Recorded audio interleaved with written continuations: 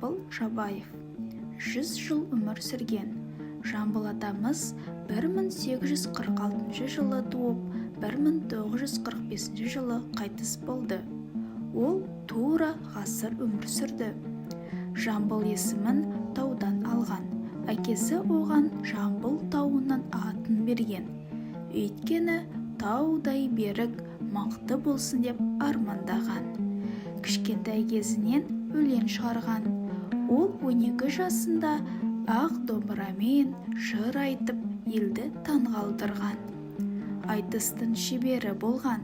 Жамбыл ата көп ақынмен айтысып, бәрін жеңген. Ол соғысқа бармаса да, сарбаздарды жырмен қолдады.